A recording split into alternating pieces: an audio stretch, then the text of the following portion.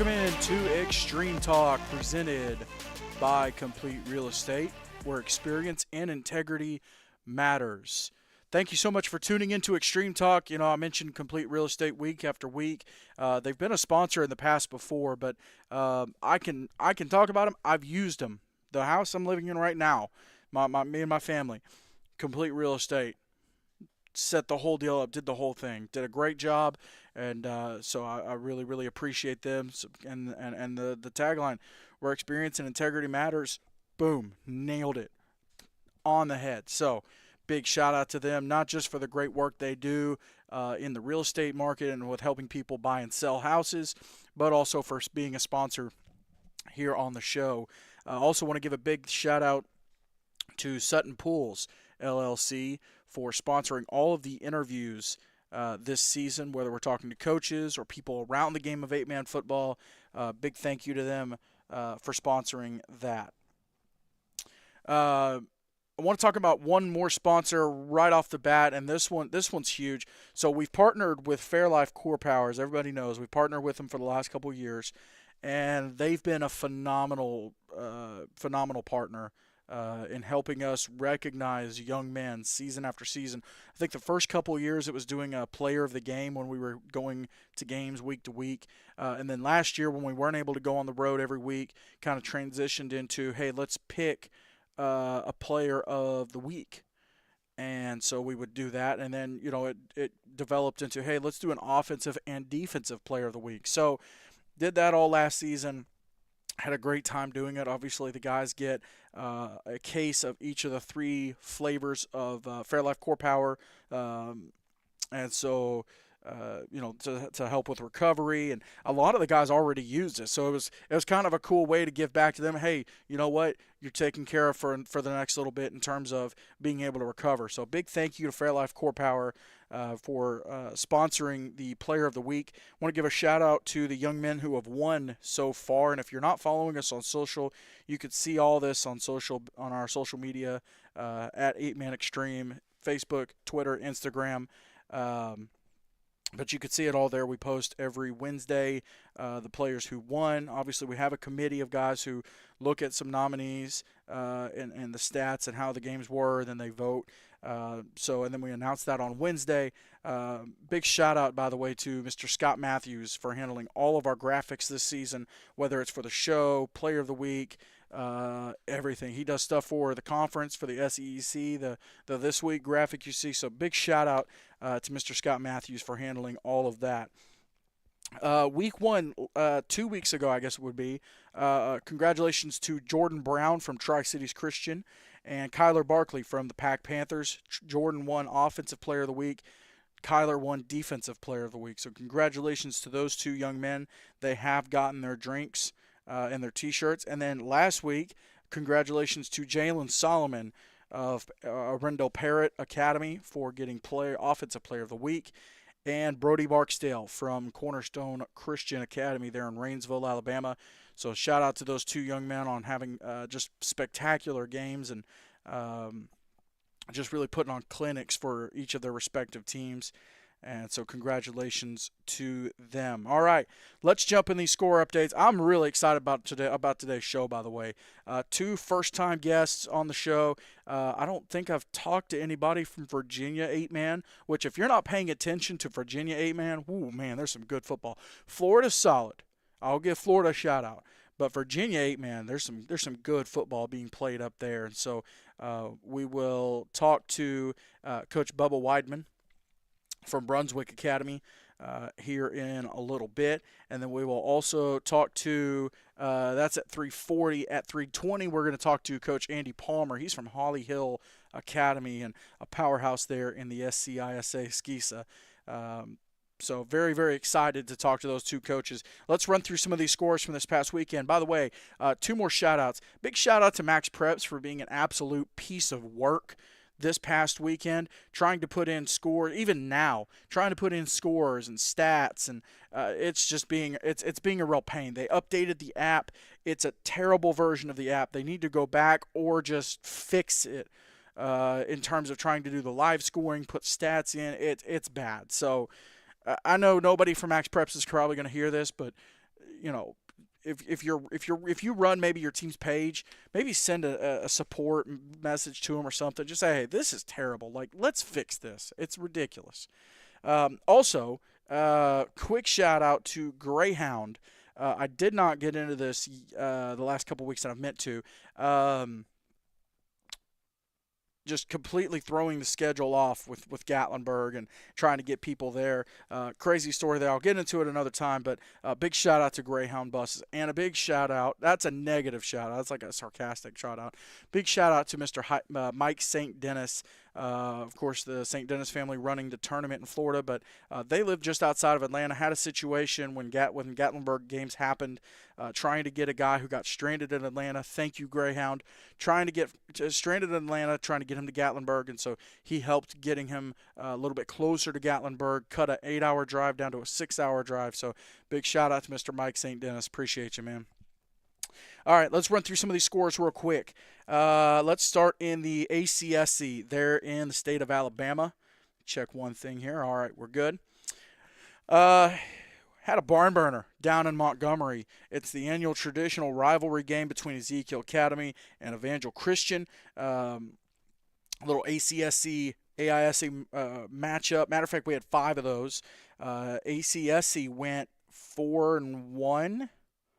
Yeah, 4-1, including an 11-man game. But Ezekiel Academy over Evangel Christian, 44-42. It was 28-16 at half, if I've got that right. But I want to run through a couple of these young men. Brendan Davis from Ezekiel Academy, 23 carries, 423 yards, and 4 touchdowns. Just a superhuman. I heard that stat for the first time the other day. I went, there's no way. Dude got over 400 rushing yards. Sure enough, over 400 rushing yards. And the source is legitimate. I'll tell you that. He also chipped in 5 tackles, by the way, 2 tackles for loss. So no big deal. So Ezekiel Academy, 44-42 win over Evangel Christian. East Central, the Patriots, they went to Tuscaloosa to take on North River Christian. 60-8 Patriots over the Chargers. Southern Christian, they hosted Springwood School. Another ACSC AISA matchup. Southern Christians, hey, listen, they're 2-0 on the year with a 55-36 win over Springwood. They have beaten Springwood, who played for the AISA title last year. And then 2 weeks ago, they beat Jacksonville Christian, who was in the playoffs. They were the number 1 seed in the CFA. They got upset, but they presumably would have been in the championship game if it hadn't have been for that number 4 seed upset of the number 1 seed. Shout out Tuscaloosa Christian. So the only AISA win over the ACSC was Cornerstone Christian out of Columbiana, 62-14 over the Lighthouse Warriors. And then Evangel Christian had an 11-man game against Abbeville Christian, 28-7. Lightning come away with the win. So 4-1 week ACSC over the AISA. The only non-interconference game like that was on Thursday, and Southern Prep playing an 11-man game against Sparta Academy. Sparta Academy 34-0 win over the Fighting Rangers. Let's go to the CFA, the Christian Football Association. Jacksonville Christian looking to bounce back from a loss that lost to Southern Christian, 67-38, handled business against Tuscaloosa Christian. Victory Christian there in Columbus, Mississippi, little cross Mississippi ball game they played against Unity Christian out of Leland, and Eagles with a win over the Soldiers, 36-6. So Victory Christian starts the year off at 1-0. Let's go to the Southeastern Extreme Conference, the SEEC. Tennessee Tigers, Chattanooga Patriots. Both first-year homeschool programs. They met up in Antioch where the Tigers are playing home games. And Chattanooga got the first punch, got the first score. From there, it was all Tigers. 46-20, couple late fourth-quarter touchdowns for the Patriots. But Tigers get their first win of the season, first win in program history. So congratulations to them. Tri-Cities Christian, they're on their second game of the season. Of course, the game against the Carolina Wildcats got called off early in the game, doesn't count. But Tri-Cities Christian, second game in a row, 70 points. They beat Riverside Christian 70-12.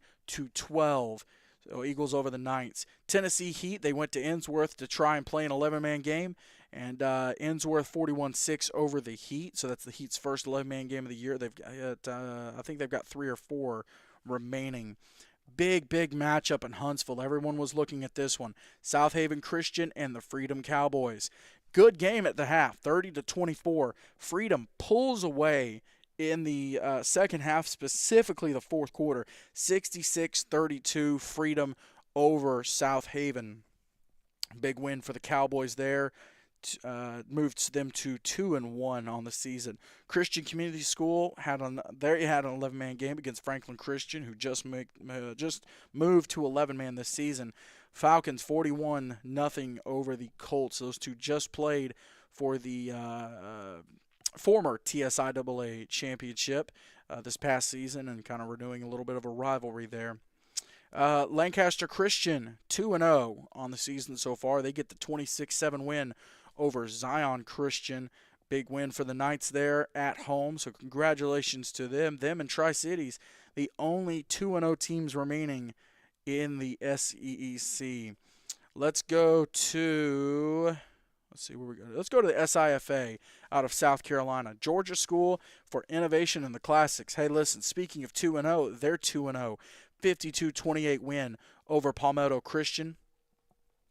Harvest Christian, I don't know why that, there we go, let's turn that off. Cathedral Academy win over Harvest Christian 70-16.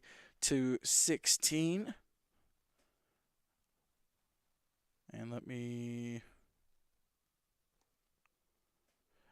okay, Cathedral Academy, they're 2-0 over Harvest Christian. Cathedral coming out of the Skisa. Pack Panthers, they played an 11-man game, 60-0 win over American Leadership Academy. So Panthers moved to 3-0 on the season. Holly Hill Academy, we'll talk to Coach Palmer here in a few minutes. 34-26, big win over the Carolina Wildcats to kick off their season, and they just keep rolling. Holly Hill is on the move. Westminster Christian, they traveled to Augusta to take on the Eagles. And 40-24, Westminster Christian over the Augusta Eagles. So cross-conference games this week. I think Palmetto might be Skisa. If that's the case, I think American Leadership is independent. If that's the case, 3-1 week for Skisa over the SIFA. So solid week for that conference. Let's go to state of Georgia. GIAA football, Georgia Christian 48-0 over Memorial Day. They move to 2-0. Sherwood Christian 50-8 win over Vidalia Heritage. David Emanuel Academy gets their first win of the season, 52-21 over Grace Christian. Westwood, they have also moved to 2-0 with a 52-12 win over St. Mary's Academy. Monsignor Doniphan Catholic, 18-10 win over Victory Christian, Victory Independent team there in the state of South Carolina. Covenant Academy, a barn burner if you're into defensive games, 13-12 win over Crisp Academy. Covenant Academy getting their first win of the season. And then Fullington Academy, 59-0 win over John Hancock Academy. Fullington moves to 2-0 on the season. Several 2-0 teams there in the GIAA. Got some good football down there in Georgia. Let's go to North Carolina. We had some games on Friday. Faith Christian, 42-0 win over Community Christian. Faith gets their first win of the season after dropping that game to Arundel Parrott 2 weeks ago. Wake Christian Academy, 28-16 over JP2. They're in North Carolina. St. David's out of Raleigh, 36-14 win over Pungo Christian. They kick their season off 1-0, as did Lawrence Academy, 22-18 win over Howard, the Howard School. And so really close one there. Jones School, 34-0 win over Liberty Christian. And Columbia over Northeast Academy, 38-30, another close one. Got some great football happening there in the state of North Carolina. Some really, really good athletes. And then on yesterday, it would be yesterday. Let me see. Let me fix this real quick.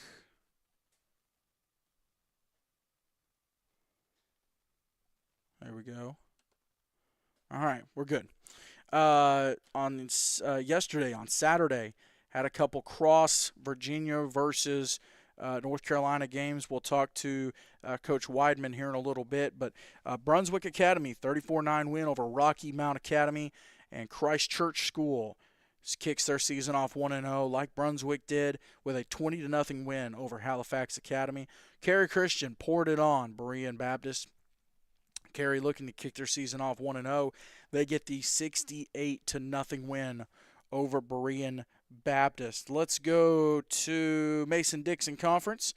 Had one game yesterday to kind of kick the season off for them. Tennessee School for the Deaf taking on Alabama School for the Deaf down in Talladega. And the Silent Warriors kicked their season off 1-0 with a 36-8 win over the Vikings. So congratulations to the Silent Warriors. Let's go to Louisiana. Had a game on Thursday. First Baptist Christian gets in the win column, 56-14 win over Mount Olive Christian. And then a couple games yesterday, I could not find any scores, and no scores have been reported. Now, granted, that may not be the school's fault. Might be very well be Max Prep's fault. But so shout out to them. But anyway, so no scores reported there. Unsure of that. Let's go to the Heartland Christian Athletic Conference. Subiaco Academy coming out of the AAA. They're taking on Arkansas Christian. And Subiaco 60-34 win over Arkansas Christian. Let's see who else we're missing. We got some MAIS to get to.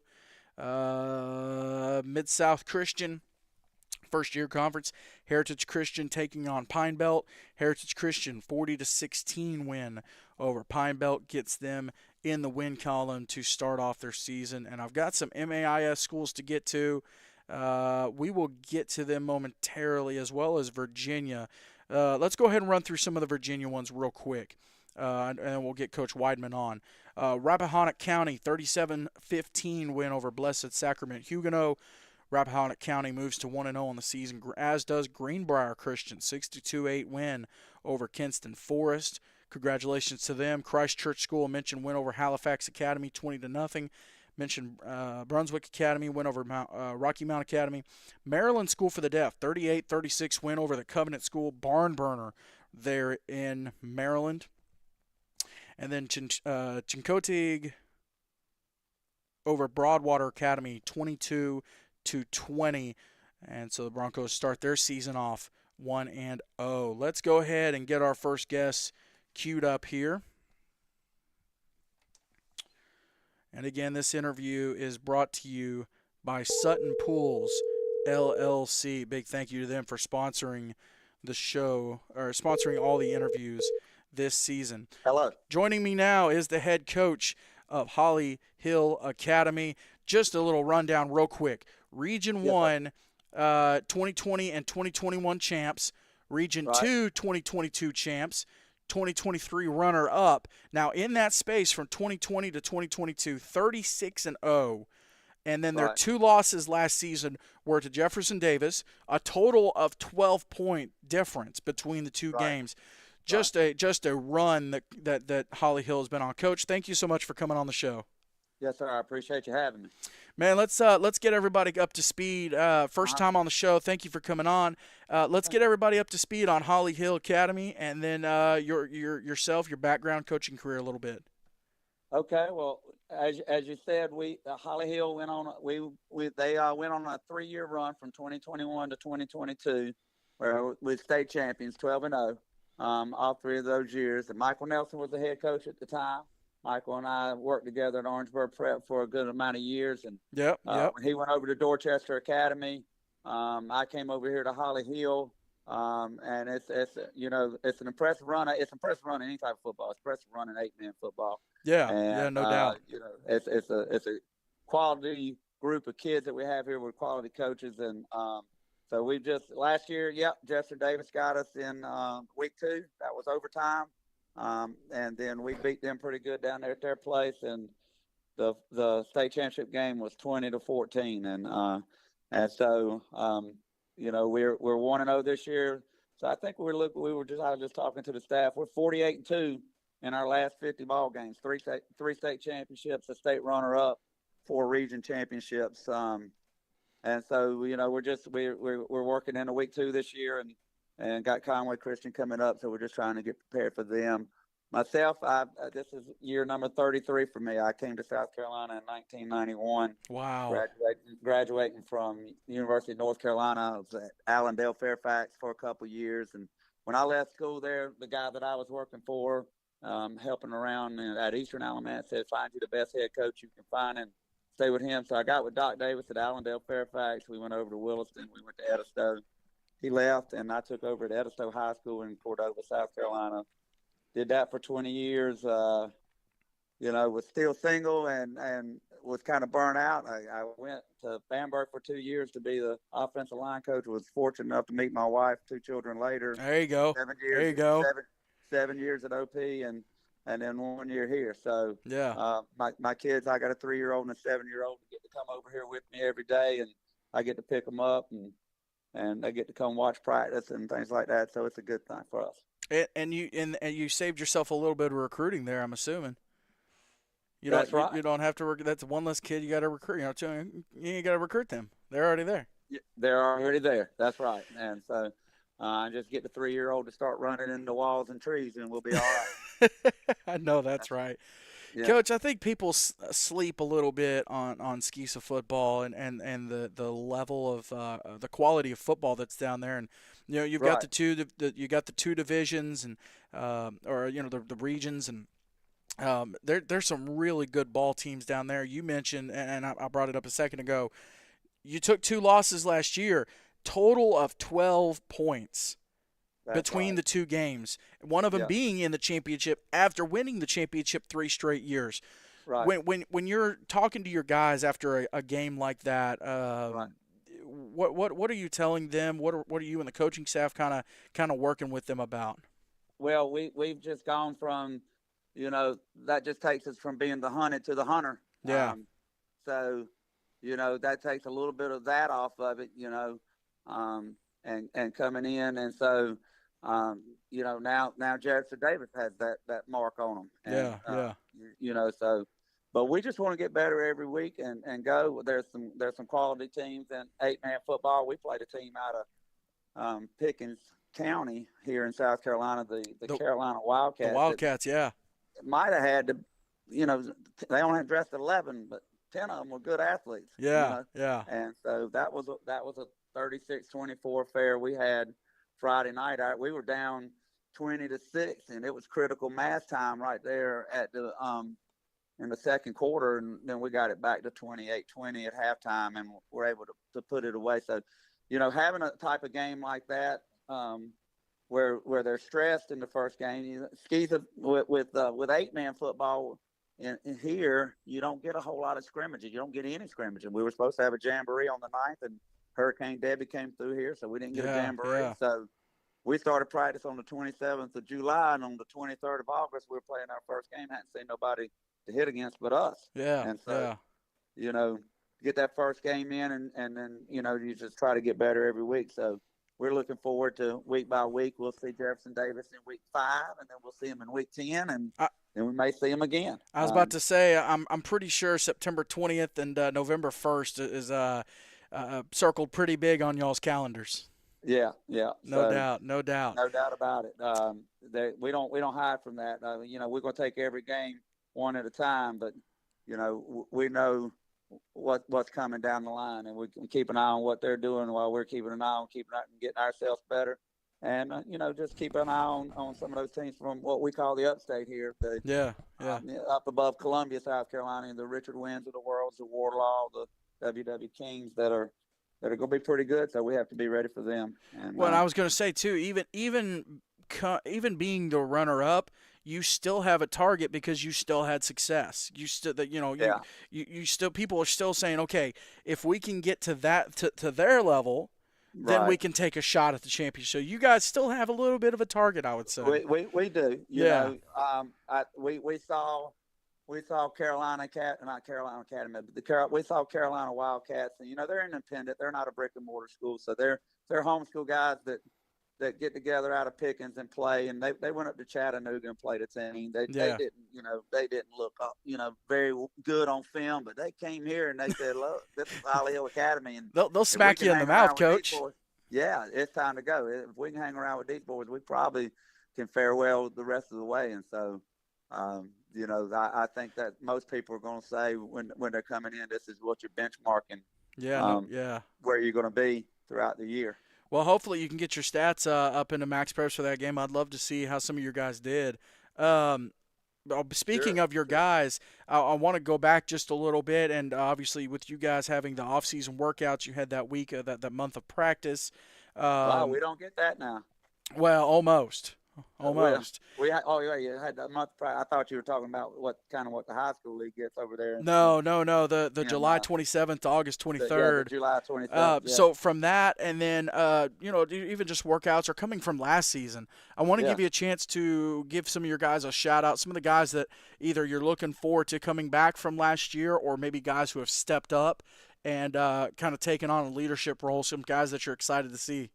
Yeah, well, our kids just voted, and like I said, I've been doing this for a while, but I typically hand down captain's assignments as me and my staff see fit. And we gave it to the team this year, and so they voted Camden Harmon, who's coming back as our Mike linebacker. He played tight end, he's going to play some running back. Jody Gillum is the other one.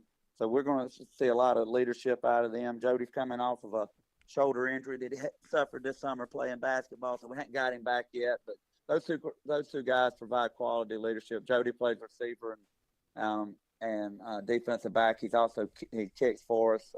His dad played for me when I was at Edisto. I've known Jody since he was born, Wow, and so that's crazy. he was with me at OP, and then when I came over here, he came over here with me as well, to play. And so it's just a pleasure. He's like a second son, and Yeah, so yeah. but Ashton Souls returns for us at quarterback. He threw for about 716 yards last year, which in 8-man, That that's that solid. that It's that's typically nothing a to shake a running, stick at. yeah, it's typically a running type of league. And so Ashton opened up Friday night pretty well. Let's see, I just did stats this morning, so let's see if I can't pull him up. Well, make sure you text those over to me too. I'll I'd love do to it. see them.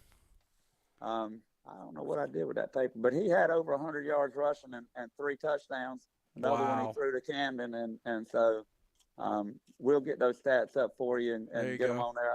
And we typically get them on max prep. So Yeah, he no doubt. he had a good night with it. Let's see, he had 11 carries for 129 yards and 3 TDs. So Mm. one pass and TD for 37 yards to Camden Harmon. And so, we rushed about 46 times for 368 yards. So, I would say you're pretty set at the quarterback position. yeah, we're not bad. And Ashton's a big old body. He's 6'3", Yeah. probably 185, 190 pounds. It's 8-man football. So we ask him to do a lot. So he plays what we call our contain. If you're thinking about containing 8-man football, it's outside linebacker. Yeah. And, Yeah. 11-man. So on defense, he had 4 solo tackles, 6 assists, 1 quarterback sack, 1 forced fumble. He had a pretty good night. Oh yeah, I would say it was That decent. It was decent. he was decent, and so when you're talking about high school football, you're talking about matchups and people that you can put on the field and out athlete people. And so we've been able to do that a little bit. And so he's one of those guys that does that. Ashton's a 3-sport guy. He plays basketball, he plays baseball. When you get in private school and the low country of South Carolina, we're dealing with 310 students from the babies all the way up to the senior class. Yeah. So Yeah. we're asking them to be 3-sport people, be multidimensional, and so he's done a Well, great job for but us. but at the same time, the science backs up being able, playing multiple sports throughout the year, not just one. You're Yeah, working different muscle groups. You're right. working out different parts of your body. You don't put the same wear and tear on the same Same. bones and muscles and ligaments and all that all year. So That's kind right. kind of works out there. Well, Hey, and and a lot of your professional athletes were multi-sport athletes. So that backs it up right there. that backs them up truly, and also on the academic and social aspect of it, they learn how to balance their time. They learn how to do the right thing. It just helps them out tremendously to be involved, and so they do a good job with that. And but we got some young kids. Parker Kaiser is a sophomore for us. He rushed the ball for I want to say 178 yards. He rushed for 122 carries for 171 yards. He started for us on defense last year at the contained outside linebacker, and so he takes over for a Tyree James that was here last year that rushed for almost 1,900 yards, and it was about 15 yards a carry. But so Parker's coming in. He's going to carry a load of tailback. We got a young group there. We got another one that's a freshman or a sophomore that's going to be up front for us. That's coming back off an injury that hope to get him back. That's Tyler Green. So we're fortunate to have 10 seniors. Some people only have 10, 11 kids on the team. So yeah. We've got some kids. Axe Wolpert that played on some of those state championship teams, and then last year was over in the in the public school, and has come back to us. So we're looking forward to Axe doing a whole lot of stuff for us. And absolutely. So, Hey, I wanted to ask you, looking at your schedule, you guys kind of do a home and home with the other teams in your region. Right. When you're playing a team twice in a season, and it happens, across the South occasionally, but with you guys, when you're playing a team twice in a season, what is y'all's, if you even have a strategy for that so far, what is y'all's strategy with managing, how much they see in the first one minus this, against the second one? How do you guys go work through that? Well, it's not the most. It's not what you really want to do. Yeah. With having to play them multiple times. Having to play Jefferson Davis 3 times last year. Skeezer makes out our schedule for us. Yeah.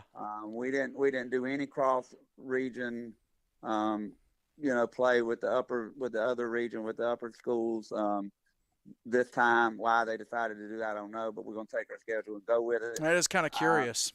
And so, it is what it is. It's not the best scenario. We tell our kids all the time that we're going to run a certain. We're going to run power, ISO, sweep, zone. We're going to run our passing game. We're going to run our play action. But it's all going to be the formations and the different dynamics that you come at a team with from week to week to week. So they're not just seeing the same thing. We're not just lining up into tight end and here we go. Yeah. And we can do that. But we'll give them different looks and different formations. Defensively, we get after it. We're moving all the time, so we just give them those different dynamics, and we're just gonna have to go from one time through the schedule to the second time through the schedule and see how much other teams improve. It's almost like 2 seasons in one. Yeah, like you're playing all the teams, and then you kind of reset with a Cathedral, and then you do it all over again. Yeah. Well, Cathedral's actually the only team that we'll only see one time. Yeah, no doubt. For us, and they got the schedule in, and it's probably been a couple of years since they played any football, and their first 2 games were going to be Holly Hill Academy and Jefferson Davis, and so he called and said he got a bunch of 9th and 10th and 11th graders. He was hoping that maybe we just played the region game, and so we wound up not playing Cathedral, and but we'll play them first, in the first region game. Gotcha. But, we'll go through the first part of the schedule, and I guess for want of a better word, we're just going to say, hey, this is what we do. We're going to get better every week. How well did we do the first time against you? And let's go, go again. Yeah, you better be ready to stop what we do, because this is what we do, and we're only going to get better at it. Absolutely. Without being, I hated to say it that way, but I'll let you say that. I'll say it for you, Coach. I know what is it. Hey, when you look at your schedule, and obviously Skisa hands down the schedule, and then kind of handles that aspect of it. But let's say you guys were making the schedule. You've been in the game here last season, and then you kind of seen things over the off season. Is there anybody you look at and go, I want to play this team? Well, you would want to kind of go across there and say, can we get a Richard Wynn on the schedule? Yeah. We played them last year. They're very good. Their quarterback is back. Wardlaw is very good. They're very physical. Pa- WW King is very good. They're very physical. You know, is you it? would like to get some of those. Pack is a team, the Providence Athletic Club. That's I was another just about to say that'd be a good one. another independent school that's right there in Columbia. Yeah. So if in a perfect world, coming from from the public schools where you have a region schedule, you're going to play these people, and you go out and plug in your non-region people, then probably we're going to pick a game, one or two, that's going to be something we should win, and then move forward to 3, 4, and 5, where you want to play somebody that's going to test you until you get back into your region and play those teams that you have to play in And your region. and it seems like you guys and the Wildcats, that could be a fun little rivalry, especially with the first game. Being such a good game. Right. Going forward, that'd be a great way to kick off your season too. Yeah, yeah. And I told our staff just a few minutes ago, I'm glad we don't have to see them 3 times. I know I could, that's right. yeah, they're standing there with 10 guys, and I mean, we had great weather for August here in South Carolina. It was 83 degrees Friday night. You Wow. can't beat that in No, South Carolina. no. In the lower part of South Carolina, it's usually 103. Yeah, And yeah. and so, can you imagine them? I mean, they by the end of the game, they were worn out. But you can imagine them in October around Halloween, and it's cooled Mm-mm. off, and they played all season, and Nope. now they're in full game shape. And and That'd and now be a and now tough you're market. and now you're taking licks in the cold. So it's, you That know, hurts. That hurts. Hey, I yeah. like to ask every coach, are you a pregame or a postgame meal kind of guy? If you could only pick one. I, if I could only pick one, then I am a pregame meal kind of guy, because I'm Okay. ready to get on the bus and go home when that thing is over with. That's interesting. That's it. A lot of Yeah, coaches take post game because they're all nervous before the game. But I guess yeah. if especially if you are on the road, you're just ready to get out of there. Well, if you're just talking about the kids, then I would assume that, yeah, I'm just No, ready to get out of there. you. Yeah, me personally, I'm not going to eat till after the game. Okay, fair enough. Fair enough. I'm not. I won't eat anything. I've been, and my wife, and it's like, wow. I'm gonna eat something around lunchtime, and then I'm gonna eat after I get home from practice, or after I get home from whatever game or whatever it's been. I'm the athletic director here also, so I'll be here for volleyball games. I'll be here late for basketball games. Only CDL driver. I'm driving the bus. That kind of thing. Yeah, yeah, When yeah. you're talking about a small school, it might be 11 o'clock before I eat again, and then go to bed and get up and do it again. There you go. But I've What's done it for so long, what just in a rhythm, if a you're routine. if you're at home, you kind of know what's around there. If you have your pick, what's the go-to post game meal? The go-to post-game meal, Yeah, if you could have your pick post game, what are we eating? probably Chick-fil-A. There you go. I love that macaroni and cheese. Man, I, hey, you know, hey, throw some of those chicken nuggets in there with some of that buffalo sauce. yeah, Man, yeah, that's good stuff. yeah. That's good stuff. Um, Well, Coach, I appreciate you hopping on with me today, and man, I'm looking forward to seeing what you guys do through the season sure, there in sure. Skeesa, and good luck the rest of the year, Coach. Appreciate it. Thank I you. appreciate you. We'll see you. All right. See you. Bye-bye. That's Coach Andy Palmer from Holly Hill Academy, and a big thank you to Sutton Pools LLC for sponsoring that interview. Let's get our next guest queued up here. Once I get this all set up, I'm actually running a couple minutes late to get him on. There we go. And a big thank you to Sutton Pools LLC for sponsoring all of the interviews this season with coaches. Joining me now is the head coach of Brunswick Academy.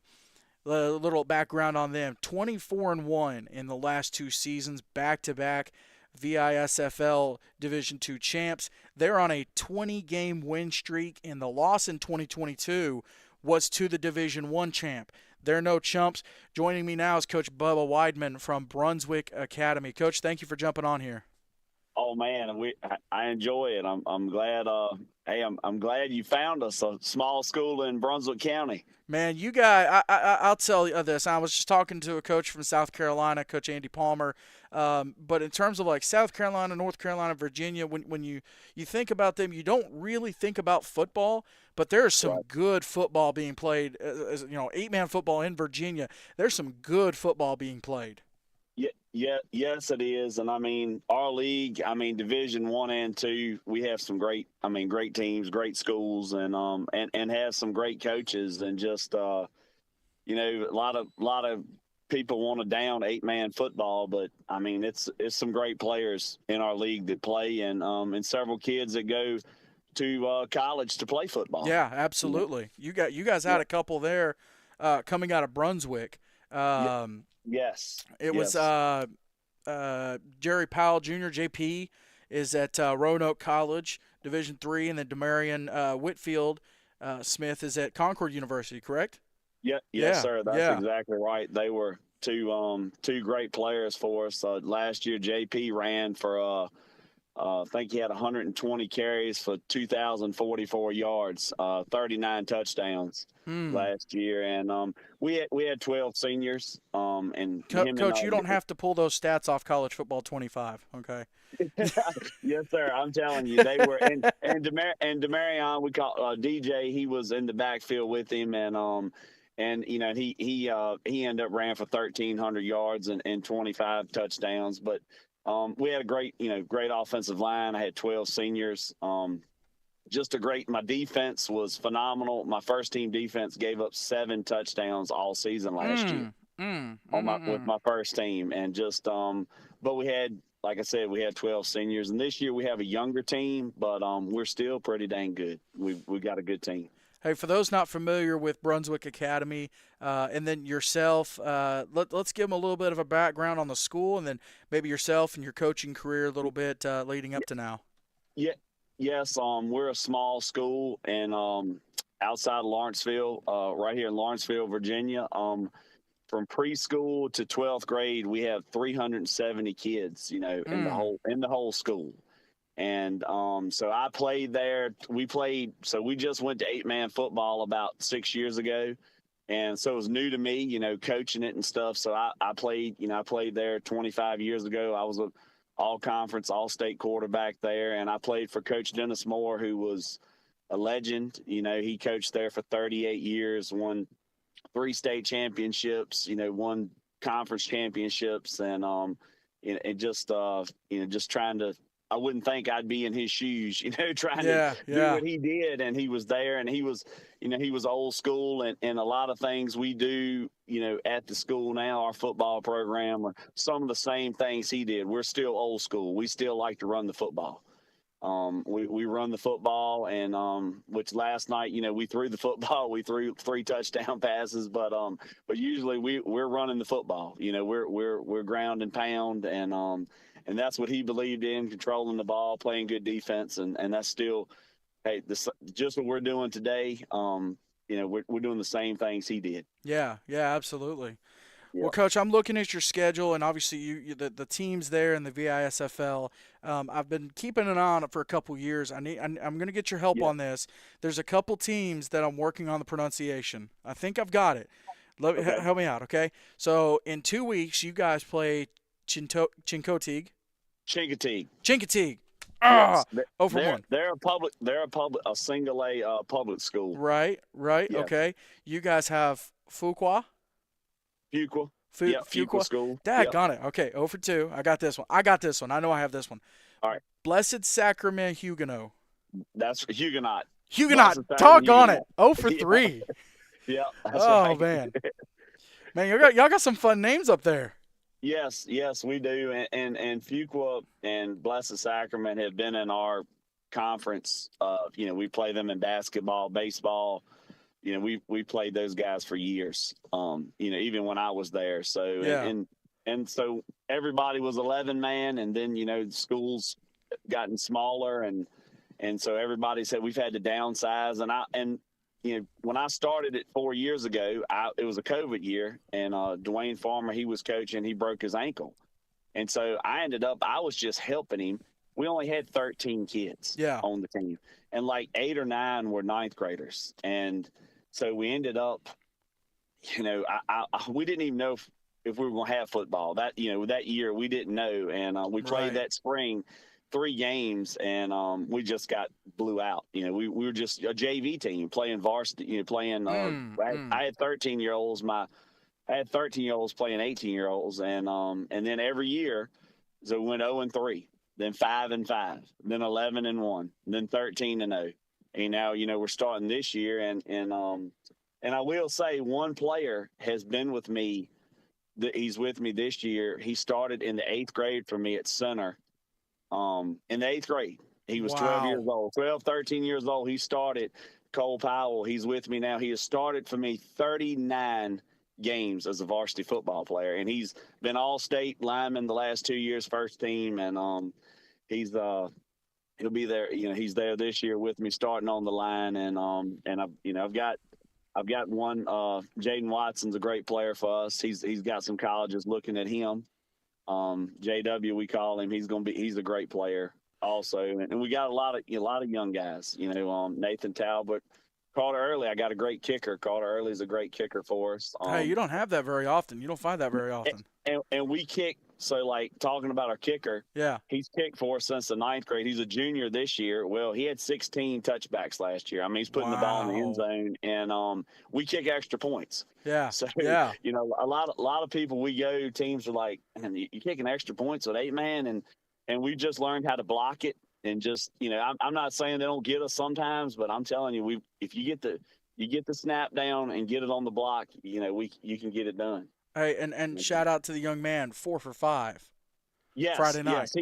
Yes, he's phenomenal. Like, in the championship games we played, I don't think he's missed one the last 2 years. I mean, and look, not only is he a kicker, I mean, he's a good defensive back. He plays a tight end for us on offense, and he's not just a kicker. Well, you almost took my question away from me. I was going to ask you.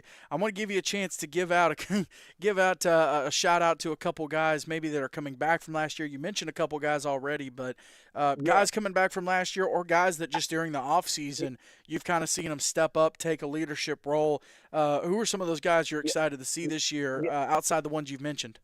Yeah, we've got a young man last year that played some. He was Ishawan Bragg. He's a junior, and last year we had a great team, so he didn't get to play a lot. One school had Kinston Forest. We played. They had a Division I player at tight end. He's playing at Dartmouth, and we put Bragg on him and shut him down throughout the game. And Bragg was a sophomore. Ishawan was, and this year he's really stepped up and caught 2 touchdown passes last night. Looked good on defense, and he's going to be a great player for us this year. And I mentioned JW before, Jaden Watson. He's coming back. He tore his ACL last year, and this kid works hard. I mean, he's 6'2", 210, and I've got him at tailback, and I move him to tight end, and we move him all over the field. He's our MVP of what we do, and he last night he ran he had 13 rushes for 106 yards and a touchdown, and like I said, he's a beast on both sides of the ball. Well, thankfully he wasn't a senior though with the ACL injury. Had a chance to come back. Yes, he had a chance to come back. That's exactly right. There you go. Yeah, like I said, he's got some schools looking at him, and he's gonna do big things, and I'm just glad to see these kids. We hear 8-man. Well, the college coaches I talk to, you have some talk about it, but a lot of guys, they want football players. So they don't care if you play 6-man, 8-man, 11-man. They want kids with the good grades, good character, and that's what they're looking for. It's not about 11-man, 8-man. They just want a good kid. That's what they're looking for. We here at 8-Man Extreme, we've got a phrase, 8 equals 11. And no, our math isn't messed up. Football's just football. And if you see, you got the the sprint football popping up there in the Right. Midwest, in the Midwest, and a little bit there on the East Coast. It's a perfect opportunity. You've got NAIA, D3, D2. There's a whole lot of ways to play football at the next level. You just got to be a ball player, Yes, that's and exactly and right. not I be mean, scared to wait your turn if needed. yeah, that's right. I mean, in 8 man, it's a different game. Yeah. It's just a different. It's a lot of one-on-one. It's a fun game. I've had to learn it the last few years. My coaches, all of us, we've had to learn how to coach it and stuff. And look, it's different. Like last year, I had a 270-pound line across the board. Right. Well, this year, I've got a kid that's a junior, Hunter Little. He's 160 pounds as my left guard. And And Coach, I'd it's just say I'd say you learned it pretty quick though. I mean, come on, we that's did, and you, we had the you guys. picked it Well, up we pretty had quick. the ninth graders, the freshmen stayed with us. The young Yeah, guys yeah. stayed with us, and they built it. I had two twins, Nick and Chris Parrish, last year. They will been with me since the eighth grade. A lot of these kids. Wow. Dylan Pear is actually, he was one of my big linemen. He's helping us coach this year.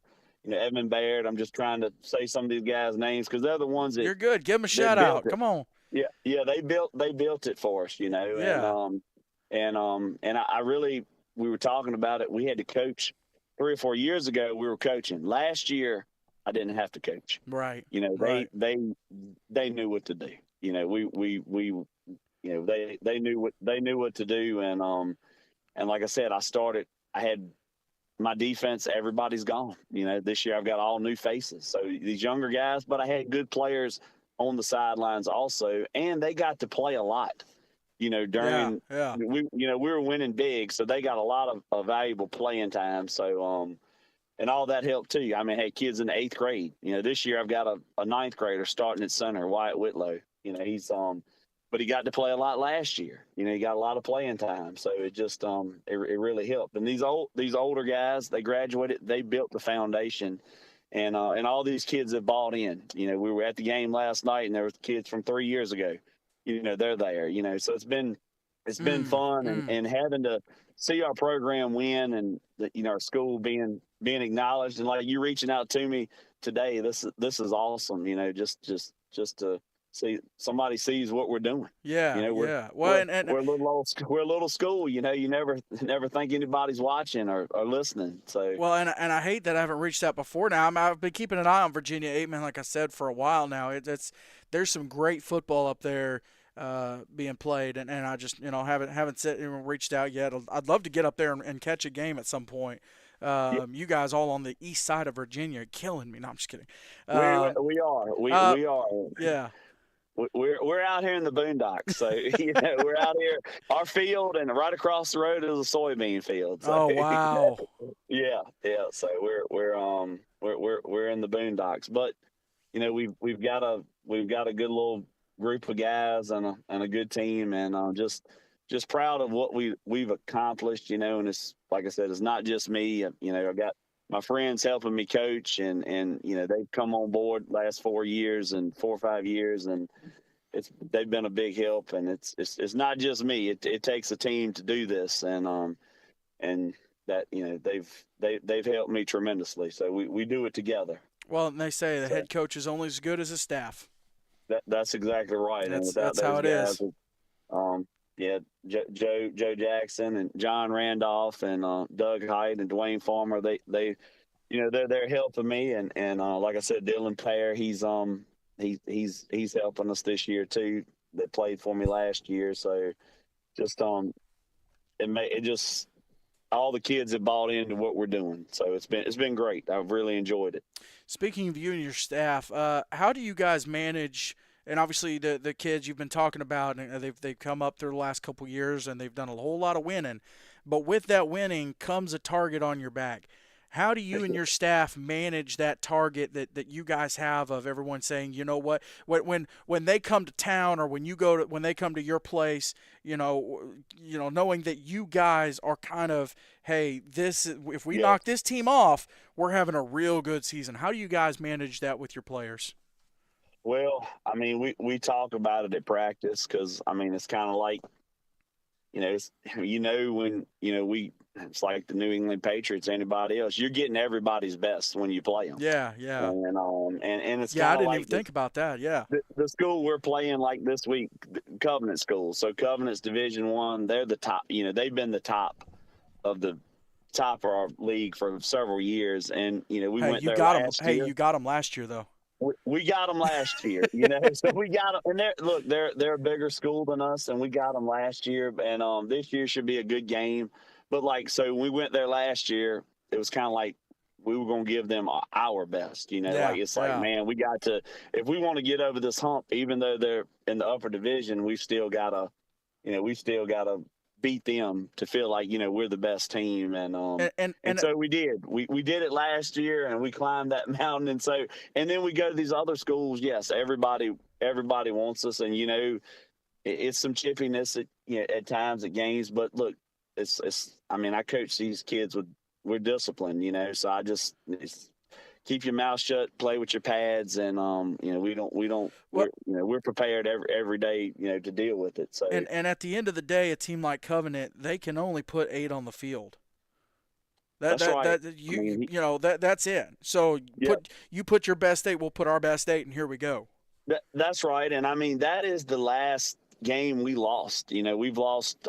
We won 20 in a row, and they're the last team that beat us 2 years ago. So and they had a great team. They had a great team, and he's got a good team. He's got a good team this year too. So I'm just it feels good for our school to be able to compete with a school like that, and beat, to be there, say we beat them. And last year, that was a huge accomplishment. I mean, that wasn't the championship game, but for our guys, it felt like it because they'd put it on us the year before. Yeah, yeah.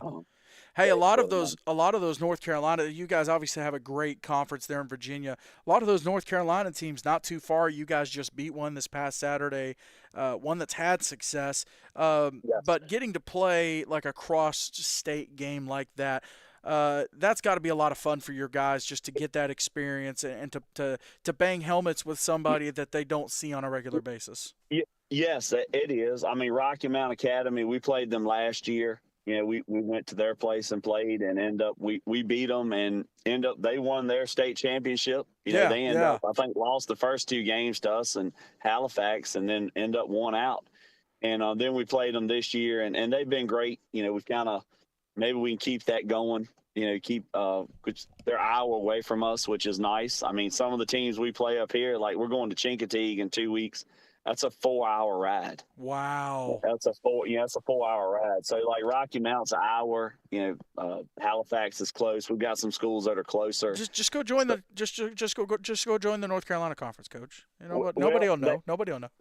Well, it used to be they did that years ago. It was a couple teams that were in it. Yeah. Because they were an 8-man, so they did do it. But no, it's been good playing. Not seeing the same teams, all the time. Not seeing going different places. So the guys have enjoyed that, and it's been like I said, playing Rocky Mount. We've had the last 2 years. I know we've won both games, but it's been fun. They've been good about it. Like no both doubt. Us coming there, and so hopefully we can do it again next year. So when you guys put your schedule together this upcoming, obviously you got to get through this season, no doubt. But when you're putting your schedule together for next season, let's say, when you look across, some of the teams you've seen, is there anybody you look at and go, I want to play these guys? Well, usually every year, like Covenant, Virginia Episcopal, they're a bigger school. Yeah. Like this year, we're playing them. I mean, they're big school, way bigger than us. They'll have a 40-man roster. Right. For us to have 25 kids on the roster is huge.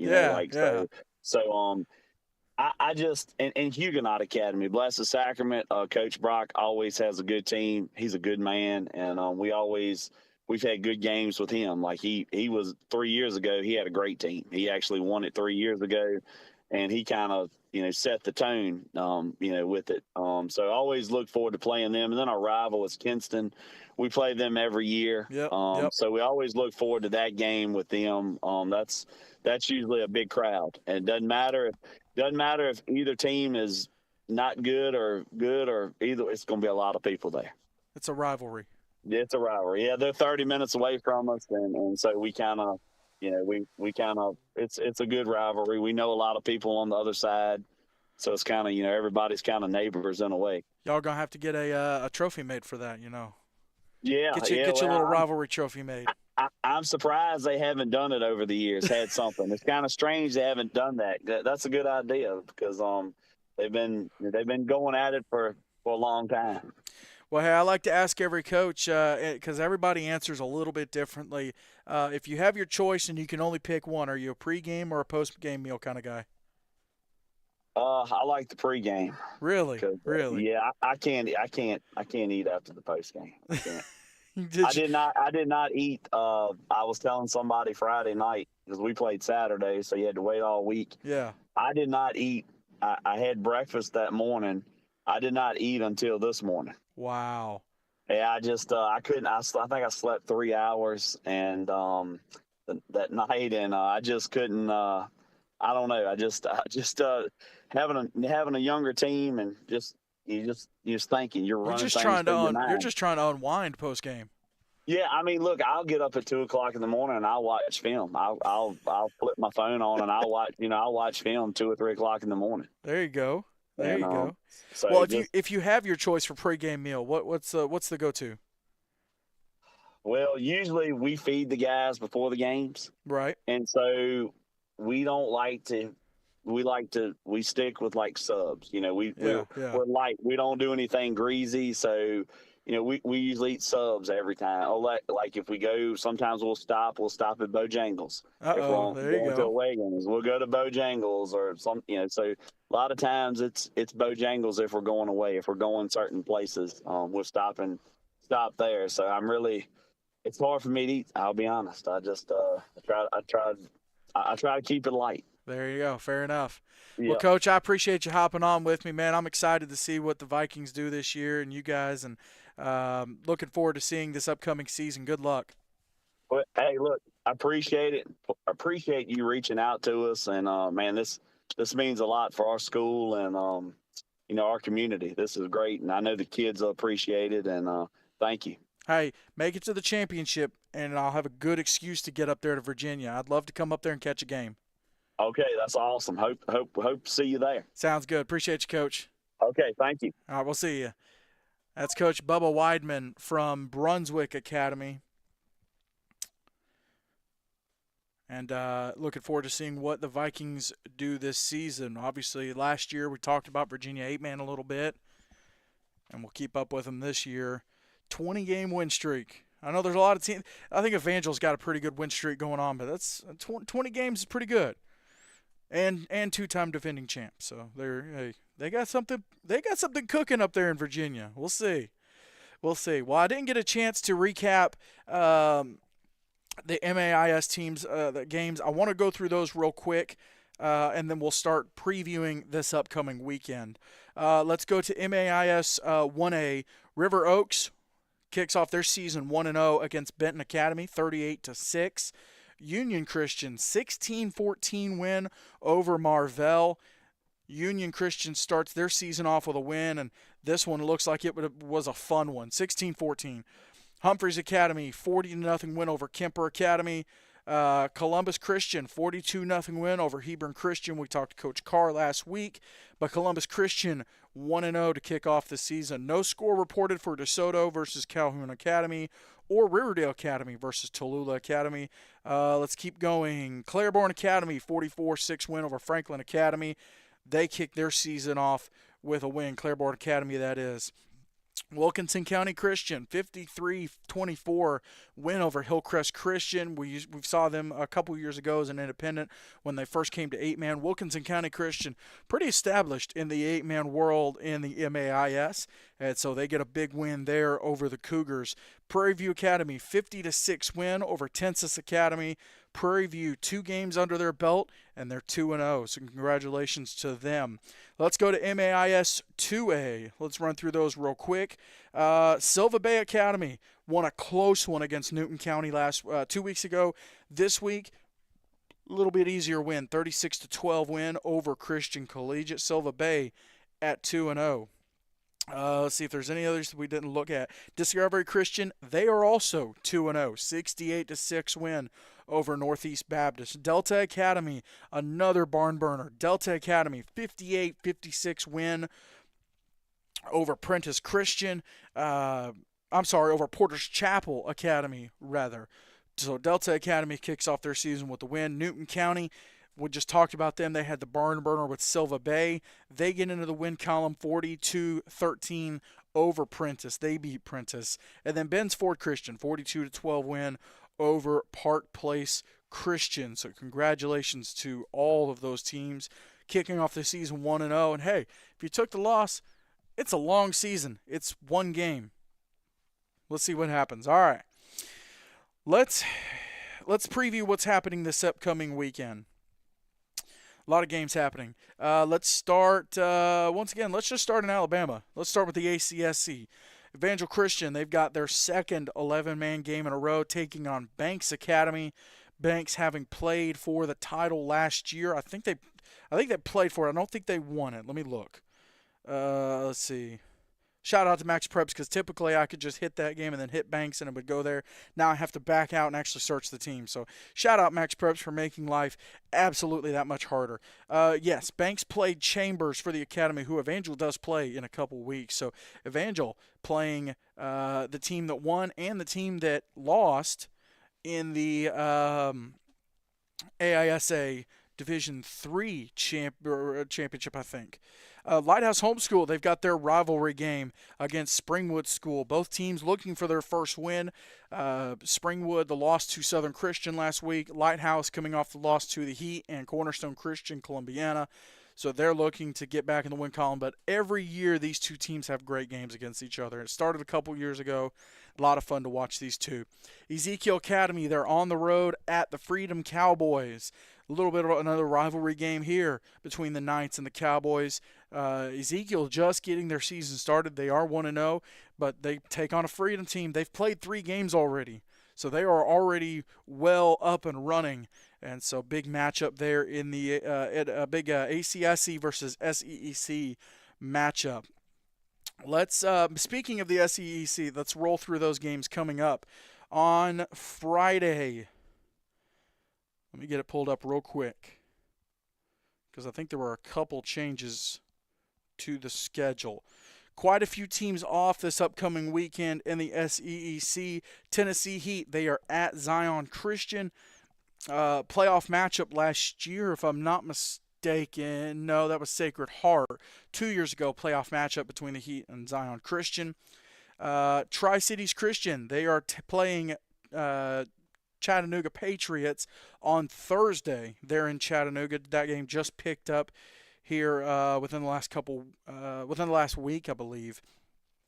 South Haven Christian, they are hosting the Tennessee Tigers, first-year homeschool program. Big matchup there in the Central Division of the SEEC.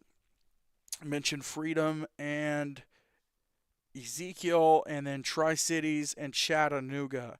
So Christian Community, Lancaster Christian, and Riverside all off this upcoming week. Let's go to the AISA. Let's talk about their upcoming schedule. On Thursday night, Meadowview Christian and Evangel Christian. Meadowview has not played a game so far this season. Evangel had that tough loss to Ezekiel this past Friday night. They're looking to get in the win column. Southern Prep, they're taking on Coosa Valley. Their first year in 8-man. We talked to Coach Reese Donahue about a month ago with Coosa Valley making the transition to 8-man, so this one will be fun. We talked about Lighthouse and Springwood. Cornerstone Christian, they're 1-0, taking on North River at 0-1. So that'll be a big conference matchup there. And then 2 schools brand new to 8-man football, Lakeside School and Macon East. They are playing on Friday night, and Lakeside took, I believe it was Heritage Christian's scheduled. Heritage Christian was going to have football, ended up not having a team, and then Macon East took Hope Christian's schedule when they made the move to 8-man here within the last couple months. So big matchup there in the AISA. A lot of cross-conference, inter-conference games. The one cross-conference between Lighthouse and Springwood. Let's go to the CFA. Thursday night, Faith Christian Homeschool. They're in out of the Mid-South Christian Football League. They're taking on Victory Christian. They're in Columbus, Mississippi. Tabernacle, they are on the road in Jacksonville to take on Jax Christian. Jax Christian 1-1. Tabernacle had that loss to South Haven Christian, and they're looking to get in the win column. Tuscaloosa Christian, they're on the road in Pelham to take on Trinity Christian, the Eagles. Both of those teams looking for their first wins of the season. And then Russell Christian, let me look it up real quick because it has it listed as a varsity opponent. They are playing Clay County. Oh, okay. Well, Clay County must not be in the 8-man portion of CFA, so need to get that updated. But Russell Christian, Clay County playing their first 8-man game, coming from 6-man there in the CFA. So that one will be a fun one to keep an eye on. Russell at 1-0. Clay County has not played yet this season. Let's go to Virginia. Let's talk about the state of Virginia and the VISFL.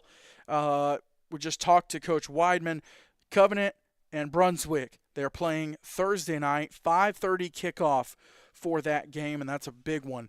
Rappahannock County taking on Southampton Academy. That one kicks off 30 minutes later at 6 o'clock, also on Thursday night. And then Chincoteague. Got it. Man, shout out to Coach Weidman for helping me with those pronunciations. Chincoteague is at Kinston Forest. Chincoteague at 1-0. Kinston Forest at 0-1. And then on Friday night, VES Virginia Episcopal School, they kick off their season at Blessed Sacrament Huguenot.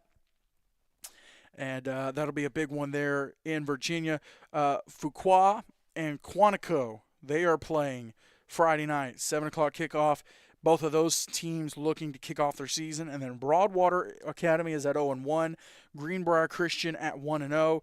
So both of them, Greenbrier looking to move to 2-0. Broadwater looking to get that first win of the season. That one will be a fun one to keep an eye on. Let's go to Louisiana. Thursday night, Mount Olive Christian. They're sitting at 0-3, looking to get in that win column.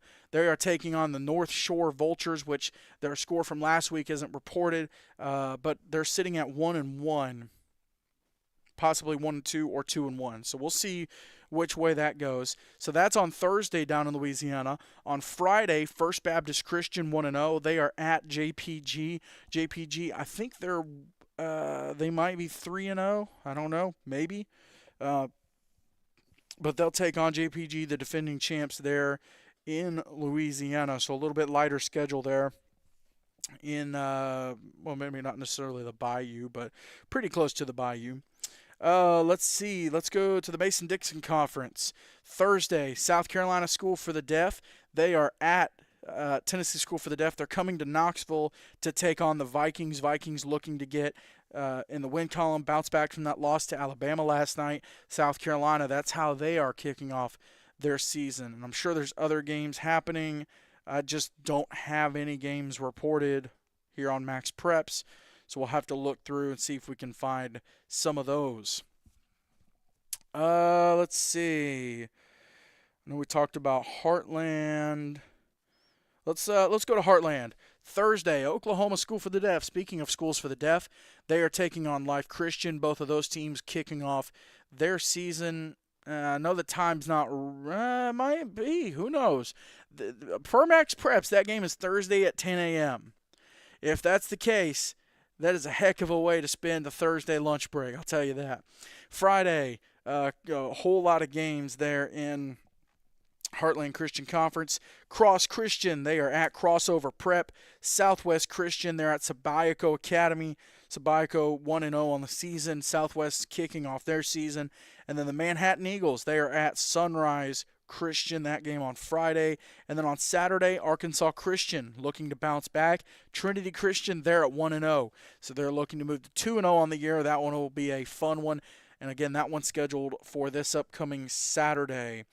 Let's go to the state of Georgia. Let's talk about the GISA or GIAA in athletics. Covenant Academy and Holy Spirit Prep, they kick off on Friday night. Covenant at 1-1. Holy Spirit Prep at 0-1. Carolina Wildcats, they are taking on Harvester Christian. They're playing a barnstorming schedule. They're in a conference, but they're barnstorming schedule. They're going to Chattanooga. They're playing a team from South Carolina. They're playing a team from Georgia. Just all over the place. But Wildcats at 1-1. David Emanuel taking on Crisp Academy. DEA at 1-0. Crisp looking for that first win. Monsignor Donovan Catholic, 1-0. They're at Westminster Schools of Augusta, who are also looking to kick off their season Friday night. Westwood is at Fullington. Both of those teams 2-0. This is a huge early season matchup between the two, and I think it'll tell a lot about the GIAA. Memorial Day at 0-2. It's kind of the opposite. Memorial Day at 0-2. They're taking on Grace Christian, also 0-2. So one of those teams is going to get their first win Friday night. We'll see who it is. John Hancock is at Westminster Christian. John Hancock at 0-2.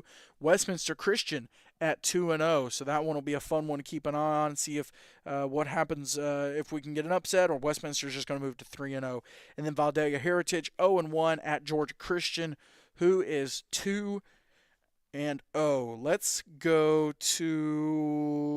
back to Mississippi. Let's talk about the Mid-South Christian Football League. We talked about Thursday, Faith Christian. They are at Victory Christian. On Friday, Magnolia Wildcats will kick their season off against Unity Christian there in Leland, Mississippi. They are 0-1 rather. Magnolia kicking off their season. And then something must have changed because I've got Faith Christian at New Orleans, the New Orleans Homeschool Saints. So we'll have to figure out what's going on there with that schedule. Let's see. Who have we not covered yet? I know we have MAIS to go through. Let's go to North Carolina. Let's talk about North Carolina.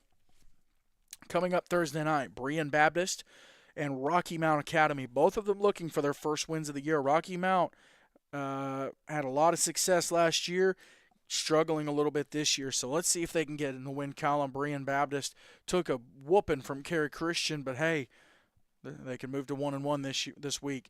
Arundel Parrott, they are 1-1. They're taking on Halifax Academy, who is 0-1 after the loss this past Saturday to Christ Church School there in Virginia, coming out of the VISFL Division 1. So Arundel Parrott looking to move to 2-1 on the season. Friday night, got a whole slew of games happening in North Carolina. Cary Christian is at JP2. Cary at 1-0. JP2 at 0-1. Faith Christian is at Liberty Christian. Faith is 1-1. Liberty 0-1. Harrell's Christian and Wayne Christian. Harrell's is 0-1. Wayne kicking off their season on Friday night. Community Christian 1-1 taking on Northeast Academy 0-2. Big matchup there. St. David's Raleigh 1-0 taking on Lawrence Academy 1-0. Both of those teams looking to keep their momentum going here in the season.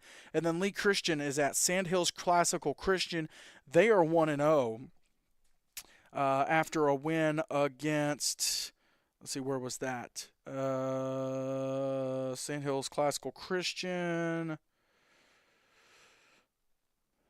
Well, I'm not seeing their game. Must not have it saved there. But Sandhills Classical Christian at 1-0. Let's go ahead. Let's go to South Carolina. Let's talk about Skeesa first. On Friday night, another whole slew of games there in South Carolina. JDA, Jefferson Davis Academy. Another Skeesa SIFA matchup. JDA taking on Georgia School for Innovation in the Classics. We talked to Coach Marshall, one of the first interviews we did this season, and Patriots looking to move to 3-0 on the season. JDA bouncing back, trying to get to 2-1. Kings Academy kicking off their season Friday night against Cross Academy. Cross had the loss to JDA last week, big 54-0 loss, looking to bounce back. We just talked to Coach Palmer from Holly Hill. They've got Conway Christian coming to town on Friday night. Wardlaw Academy and Lawrence Academy, big matchup here. Both 1-0. Both have had some success. Newberry Academy, Richard Wynn Academy, They're 1-0. Newberry 0-1. Fun little early season matchup here. King Academy at Oakbrook Prep, both 0-1, both looking to get in the win column. And then Coastal Hurricanes, they're 1-0 after their win. Let's see. Coastal Hurricanes, where's SIFA? They had the win over Victory Christian 52-0. Yeah. So that was their win. So 52-0. So Coastal Hurricanes looking to move to 2-0, taking on Cathedral Academy, who is currently 2-0, having a great season there. Let's talk about the SIFA this upcoming Friday night. Talked about some of the crossover games that their teams are playing. JDA and Georgia School for Innovation in the Classics. Carolina Wildcats, they are at Harvester Christian. They're in Georgia. Augusta Eagles, they are 0-2, looking to get their first win of the year. They're at Orangeburg Christian, who used to be in the SIFA. And so picking up that game. Camden Military, they're at Pack Panthers. Pack is playing their second 11-man game in a row, trying to move to 4-0. Camden Military kicking off their season. Talked about Coastal and Hurricanes, and then Harvest Christian taking on Victory Christian, who used to be, another team used to be in the SIFA, got a little rivalry.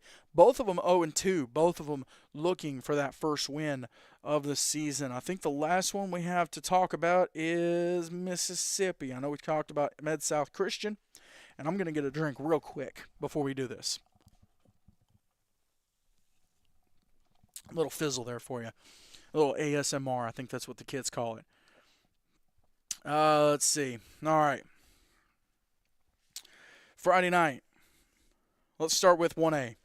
Hebron Christian, they are at Kemper Academy. Both of those teams looking to get their first win of the year. Delta Academy is at Marvell Academy. Marvell 0-1, Delta 1-0. DeSoto at Lee Academy. DeSoto, no score reported last week. So they could be 1-0 or 2-0. Who knows? Lee Academy 0-1, looking to get that win. Tensas Academy is hosting Hillcrest Christian, both of them looking for their first win. Union Christian is at Prairie View Academy. Union Christian at 1-0, Prairie View at 2-0. Wilkinson County, talked about them being an established 8-man team in the MAIS. They're 1-0, and they're taking on Discovery Christian, who is 2-0. So both of those teams looking to stay unbeaten. Claiborne Academy 1-0 at River Oaks 1-0. Tunica Academy and Calhoun Academy. I think Calhoun was one of the teams that didn't have a score reported. Oh, no, I'm looking at September. Hang on, I'm completely wrong. Okay. Riverdale at Union. This is Friday, MAIS 1A. Riverdale at Union. Riverdale 0-1, Union 1-0. Hebron Christian, Northeast Baptist, both 0-1, both looking to get their first win. Prairie View Academy 2-0. They're taking on Briarfield. Briarfield, don't think they've played. They have played, no score reported, so who knows about that one. Calhoun Academy, Columbus Christian, they'll play Friday night. Columbus Christian at 1-0 after the win over Hebron Christian. Hillcrest Christian and Claiborne Academy. Hillcrest looking to get that first win of the year. Claiborne at 1-0. Wilkinson County Christian at Ben's Ford, both sitting at 1-0. Both of them have had athletes play in Gatlinburg at the All-American game. So very, very well-known programs there. Ben's Ford coming out of Louisiana. River Oaks and Tensas. River Oaks at 1-0, Tensas at 0-2. And then Tallulah and Franklin Academies are playing at Franklin. Tallulah 1-0, Franklin 0-1. Last but not least, let's go through MAIS 2A real quick. Talk about the games coming up there. Delta Streets Academy 0-1. They're at Newton County Academy. Newton County had the close loss 2 weeks ago. Got the win last week. So they're at 1-1. Lee Academy 0-1 at Tunica Academy 0-0. Princess Christian 0-1, Porter's Chapel 0-1. Both of them looking to get their first win of the year. Discovery Christian 2-0, Park Place Christian 0-1. Discovery trying to get to that 3-0 mark. North Sunflower Academy kicking off their season at home against Delta, who's already gotten a win so far this year. I don't remember if I talked about Prairie View and Briarfield. I think I did. Briarfield kicking off, or no, they might not have had a score reported. Let's see. I think they were one of the ones that didn't have a score reported. Yes, when they played Deer Creek, and then Prairie View is 2-0.